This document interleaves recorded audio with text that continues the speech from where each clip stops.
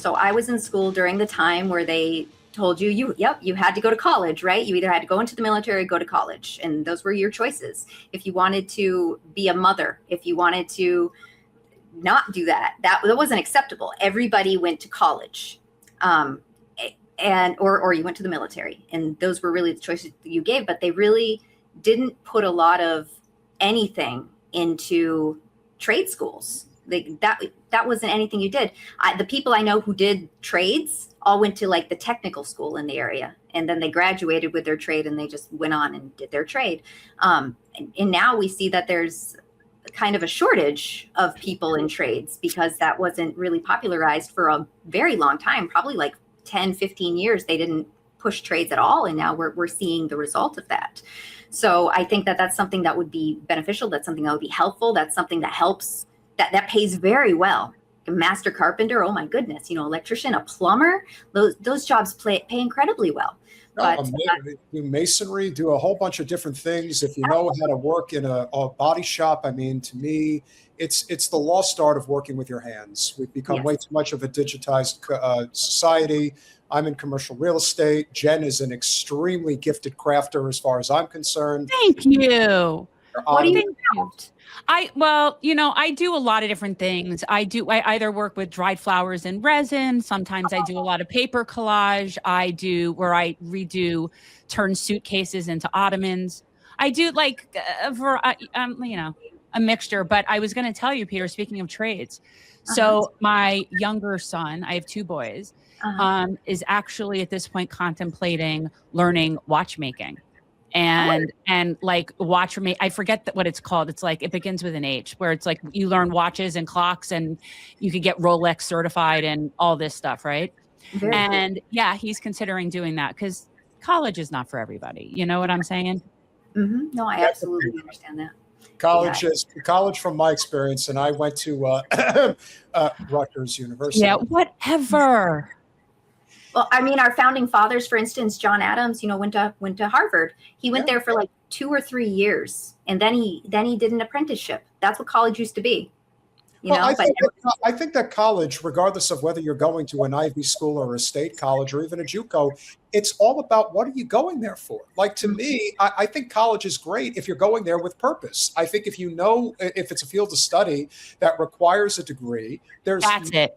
It is horology. It's kind of unfortunate that it's called horology, but yeah. Well, now we're never going to forget what it's called because it's called horology.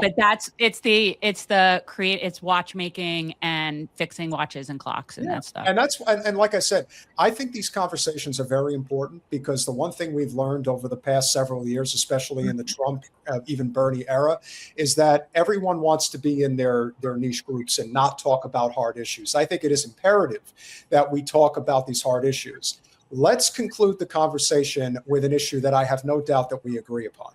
What is going on in Venezuela right now is absolutely insane, and it is all predicated on the military-industrial complex. And as Jen, as you've pointed out, if it doesn't work in Venezuela, we're already seeing early remnants that this is going to transition over to Taiwan. It is pretty obvious. Right. Have you seen that? Have you seen that he just slid that little money to Taiwan, sent weapons to Taiwan? Yep. I did see that. I went through I read through the articles and I went through sort of what's going on with that situation. Don't agree with any of it. I think that war is too often used to prop up the economy. When it comes to Venezuela, we're seeing he's doing acts of war on them, but Trump is very good at doing acts of war, but not getting us into war. So he did that with Iran when he bombed the nuclear facilities. He's doing it again with this blockade. So I'm hoping it doesn't turn into anything bigger than it is. I'm worried that with Maduro, it's going to turn into a situation kind of like in Libya, where they take out the guy who thinks he's the leader and in a very bad, ugly, dirty way. I hope that doesn't happen because nobody wants to see that happen. But when it comes to Taiwan, what happens? So there's the $11.1 billion in weapons that Taiwan's going to give us this money. And so what happens? Their government gives our government this money, and our government makes deals with the contractors in America to give them the weapons based on based on the agreement that they reached. I think Congress has to pass the agreement as well. So they're trying to they're trying to like stabilize that. They're doing all the same neocon excuses for why they do it in the first place. We want to stabilize the area and make them a very scary military and this and that. But when it comes to war creates widespread destruction. It creates inflation. It's population decline, supply chain interruptions. And the people who pay for it is us. It's the taxpayers who pay for it. It's the soldiers who pay for it. It's horrific. And yes, but did you stop to think that maybe the stockholders at Lockheed Martin need to make money too? Exactly. So there's a very small group of people who profit from this. And those are the lobbyists. Those are the politicians. Those are the insider traders. Those are the people that are going to benefit from this. So yeah, it's really great for them. It's great for the investors. It's great for Lockheed Martin and Palantir. That's another one because everything it's all AI and if there is a multinational corporation that is exactly what was written about in 1984, it is Palantir. They embody it completely. And what I think is important to note here, we are a country that, in terms of our military, we have a lot of technology, but we don't exactly have the type of ground and pound invaders that we like to pretend that we have. And so while everyone was focused on what Trump was going to say last night, Maduro was saying this. Y lo que ha sucedido el día de ayer y hoy, cuando el gobierno de los Estados Unidos dice que le pertenecen a ellos y que los venezolanos le robamos el petróleo. O sea, que el petróleo venezolano le pertenece a ellos. Que los minerales venezolanos, el oro y todos los minerales le pertenecen a ellos. Y lo que nunca habíamos escuchado, que las tierras de Venezuela le pertenecen a ellos y se lo tenemos que devolver de manera inmediata.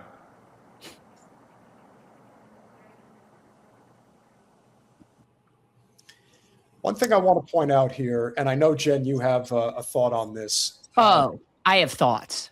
Well, why don't you share your thoughts first? Okay, first of all, that's definitely right. That is perfect symbol. Like, that's caucasity. You know how you don't always know what caucasity is? Trump putting out a statement that somehow they stole something from us, that theirs is what's our, like, he's deranged. He sounds deranged. And, I just think that what he's referring to, if people don't know what Trump's referring to, they're wondering, how could Venezuela have stolen our land and our oil? How is that possible? What he's referring to is when Hugo Chavez was elected in, democratically elected, mind you, back in whatever early 2000s, whenever that was. And he terminated the contracts with American oil companies and kicked them out because we were doing what we do, because we're basically parasites and we go and like little succubi on everybody's resources. And he wanted his resources to be for his people. Okay. So they ended their contracts with our corporations. It wasn't like it was for us, the people. Keep that in mind. Trump's not going to take that oil for us, the people, even if we did like that. It's for the corporations to then screw us and rape us and profit off of us. But Maduro is responding to this ridiculous concept that by them kicking us out of their country and not allowing us to use them, somehow that's stealing our oil. Like, you can't make this shit up. This is insane. I just like that we're living in a time where there's no more propaganda. It doesn't really work. So rather than saying, oh, we're totally, listen, Josie, we're totally stopping the drugs from coming into our country. They're really terrible people. And it's like, no, we're totally going to steal their oil. That's what we're doing. Hey, listen, you know what? Like you said, Jen, he's the most honest liar we've ever seen. So just let it fly. But the problem is that the American people are a little too hip to what's going on now. On top of the fact that it has the largest crude oil supply in the world, 25% of the crude oil is under Venezuela's soil. So on the one hand, you're trying to steal their resources. We don't even live in a country where we have some benevolent dictator that wants these resources to be shared by the people at large. It's basically for a very select few of people to take advantage of that. And then, as you've alluded to, if anybody who is, whether they're libertarian or conservative in general, and immigration is a big issue for you, this should make you stop dead in your tracks. Because what this is going to create in South America, it's going to be very easy for them to find their way to the United States. So your thoughts so far, what Maduro is saying? I think that there's some foreshadowing of what's to come. I think that we've seen this. We've seen this playbook before. It's unfolding. And, you know, Trump's like, we're not going to get into war. We're not going to get into war. Oh, no, their drug boats are coming here. We got to stop the drugs from getting into here. We got to stop them. Oh, we just blew them up. Now it's like, oh, we got to get. He keeps encroaching closer and closer into Venezuela to the point where they're like pretty much surrounded now by U.S. You know, they got the naval blockade. It feels like. And then we have also Brazil and Mexico are trying to be like, whoa, we got it. This can't happen, you guys. You know, like I think Brazil is trying to get in and negotiate for us, and Mexico is trying to get the UN in, and it's just it's chaos. And I don't know if it's like there's an imminent war coming. It's hard to say because of Trump's history and making sure that there is no imminent war. I don't know if he just wants them to surrender, but that doesn't look like that's going to happen. So yeah, I just don't know. Yeah. All right. He's got a little bit more to say. Sencillamente es una pretensión guerrerista y colonialista. Y lo hemos dicho bastante y ya todo el mundo ve la verdad. La verdad ha sido develada. Se pretende en Venezuela un cambio de régimen para imponer un gobierno títere que no duraría ni 47 horas, que llegue a entregarle la Constitución, la soberanía y toda la riqueza y convierta a Venezuela en una colonia. Sencillamente eso no va a pasar. Nunca, jamás. Never, never in the life. Venezuela será colonia de nada, de nadie, jamás. Word. And this is where people are in, I think, in higher up places in this country are not understanding. Venezuela is not Panama. It's not Iraq. It's not those things. It's not even Libya. Okay. What you're going to be looking at is something larger in scale than Vietnam, in jungles with a completely armed population that will fight back. And the thing about Venezuela is whether they did or don't like Maduro, they will all fight against us. Mm-hmm. So it doesn't matter what team they're on there. I mean, this is why at the end of the day, I think for what's her face, Guaido too, what's her, Maria Conchata, whatever, Maria, what's her name? Coronavirus, what Corona, yeah, what's her name? Whatever. She is, it's going to end very badly for her. Because they are a smaller opposition. The majority of people in that country do support Maduro. He was democratically elected.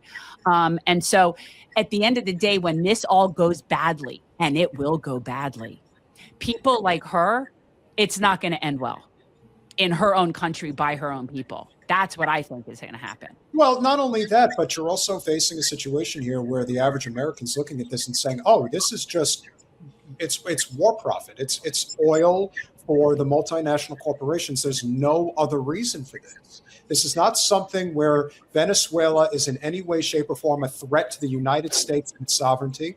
This is all about controlling the Western Hemisphere because we are losing control on the global stage in the Eastern Hemisphere through BRICS. And so this becomes, well, let's see how many resources we get a hold of here, because it's not just oil that Venezuela has. It's a very rich natural resource country. But you've got the abuelas out there with the AR-15s basically saying, oh, yeah, you just try and come into our country. Oh. They're telling you right there, this is just like we had the militias take up arms to deal with the British in that very lovely wooden plaque right over your shoulder. Well, when people were coming to our country and trying to tell us how to live, we had militias popping up everywhere saying whether or not the standing army of the United States is going to fight off the redcoats, we will have our own people that are going to do it as well. And in Venezuela, they're saying the exact same thing. I don't know what the Venezuelan army is going to do, but I know me as a Venezuelan in this country, I'll bear arms 1,000% against anyone who tries to invade our country. That's serious business right there, of which it would require a draft in this country. Yes. With this. Mm-hmm. Yeah, and that was only 20% of the colonists were for the war. 80% were loyalists. So, I mean, there were very strong areas where there were, like in Massachusetts, there was way more than there were in, The South. Yeah, than there were in the South. That's just the way that it was. So the way that they're selling this war to the people is they're saying fentanyl. Fentanyl is the number one killer of people from 18 to 49. Fentanyl. Yeah. So that's how they're selling it, because everybody knows somebody who died or who almost died of fentanyl overdose. And so that's how they're like, well, these are the people. We're going to get them. We're going to go get them. But the fentanyl doesn't come from Venezuela. That's the thing. I know that. You know Right. that. But, anybody sitting on just the armchair, whatever, people listening to CNN, they have no idea. They're just told, oh, that's where the fentanyl came from. Oh, and look at that. Then they're showing these drug boats being blown up. Well, what other drugs could possibly be on that boat except for fentanyl? This is just a very just due process is just we don't care, right? We don't care, and we don't care that it's not in our waters, right? Like if it was in our waters and there were boats coming in our waters that they don't report themselves or whatever, yeah, then that's what you're supposed to be defending. You go into someone else's water because you want to interfere with their oil to Cuba or their oil to China, because that's what we're really trying to interfere with. But I could, if they want to go after the people that are largely responsible for like real drug issues in this country, then they need to convict the Sackler family. Let them go after the Sackler family. I saw somebody in the chat mention them, but that's what I was thinking. They don't want to go after, they don't care about drugs in this country, not even a little bit.